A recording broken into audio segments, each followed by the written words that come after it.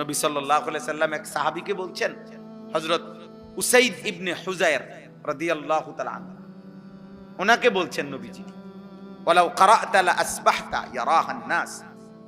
মানে এক সাহাবী শেষ রাত্রে ওনার ছোট্ট ঘরে, কুড়ে ঘরে আল্লাহর কোরআন তেলাওয়াত করতেছিলেন, তাহাজ্জুদ নামাজ। তো কোটি কোটি ফেরেশতা ওনার ঘরের উঠানে, এরকম উঠানের মধ্যে পুরা উঠানটা আলোকিত করে অন্ধকারকে ফেরেশতারা নামছে আসছে আল্লাহর কোরআন শুনতে। তো উনি ওনার ঘোড়াটাকে বাইরে নিয়ে বান দিতে গেছে, গিয়া দেখে ওনার উঠানটা আলোয় আলোকিত, চারিদিকে অন্যান্য সব জায়গায় অন্ধকার, কিন্তু ওনার উঠান যেটুকু এটুকু আলো আর আলো, অগণিত আলো।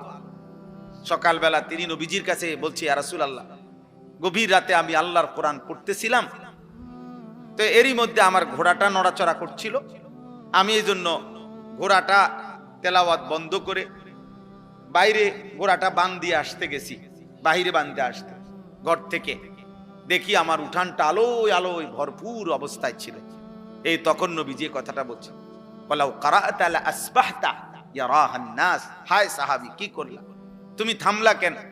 আহা, যদি তুমি আজকের ভোর পর্যন্ত, আলো উঠা পর্যন্ত আল্লাহর কোরআন তেলাওয়াত করতা, তাইলে কোটি কোটি তিলকাল মালাইকাতু, তারা ফেরেশতা ছিল, তারা তোমার কোরআনুল কারীম শুনতেছিল। আমরা সবাই, তুমি যদি তেলাওয়াত চালু রাখতা, আমরাও সবাই এই কোটি কোটি ফেরেশতা দেখতে পেতাম।